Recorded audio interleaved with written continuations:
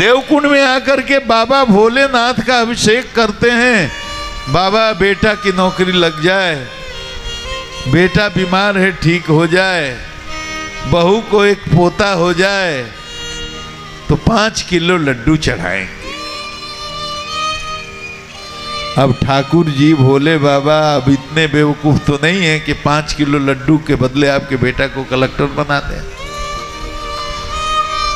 5 kilo Laddu के बदले आपको पोता दे दें। मतलब जो व्यवहार हम संसार में करते हैं वही व्यवहार भगवान के साथ भी करते हैं। घर में बेटा बीमार है, खूब यज्ञ किया, हवन किया, पूजा किया, पाठ किया, बेटा मर गया, ठाकुर जी को उठाकर ले जाकर रोड पर फेंकाए। बेकार है पूजा पाठ करना, इतना पूजा किए क्या हुआ? कुछ नहीं हुआ, बेटा हमारा बचा नहीं, ये बेकार है, ले जाकर ठाकुर जी को फेंकाए। अरे मूर्ख, ठाकुर जी के जिम्मे यही एक काम है क्या? जिस मरने जीने को तुम इतना महत्वपूर्ण समझते हो वो ऐसा कुछ है ही नहीं। वो तो जीव की यात्रा है, इस शरीर को छोड़ा, अपने कर्म के अनुसार दूसरे शरीर को प्राप्त हुआ। यही तो जीवन और मृत्यु है। तुम अपने मोह के कारण ये समझते हो कि ये मेरे ही साथ रहता, उसका तो कैलेंडर बना हुआ है। सुनो, ट्रेन में चढ़ गए, यहां से अनुग्रह है, रेलवे स्टेशन से जाना है, मान लीजिए आपको बम्बे।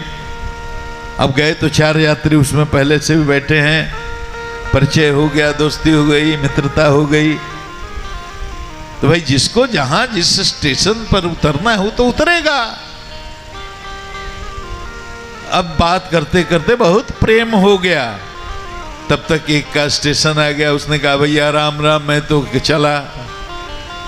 अब तुम छाती पीट करके रोते रहो, नहीं भैया तुम रुक जाओ। अरे नहीं, उसका मुकाम अलग है, उसको जाना अलग है, वो क्यों रुकेगा?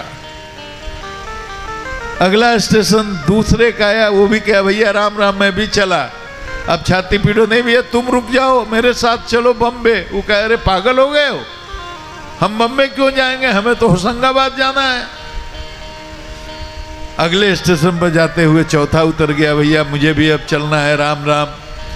आप कह रहे हो भैया अभी हमें मत छोड़ करके जाओ।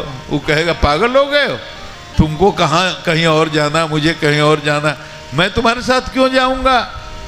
बच गए आप। अब आप ट्रेन से उतरना ही नहीं चाहते हो। अब लो, अब टिकट तो आपका बम्बे तक का ही है, आप चाहते हो कि अब ट्रेन और आगे जा रही है और जाए, आपका टिकट वहीं समाप्त हो गया तो टीटी आपको धक्का दे करके ट्रेन से उतार देगा, महाराज आपका टाइम हो गया, आपकी यात्रा हो गई, अब उतर जाओ आप। जीवन ऐसे ही है महाराज। नमस्कार, मैं गुप्तेश्वर पांडे, डीजीपी बिहार। आप जानते हैं स्वैच्छिक सेवानिवृत्ति लेने के बाद मैं सनातन की सेवा कर रहा हूं। मेरा अनुरोध है आप मुझे फॉलो करें ताकि अधिक से अधिक लोगों तक मेरी बात पहुंच सके और सनातन की सेवा हो सके। नमस्कार।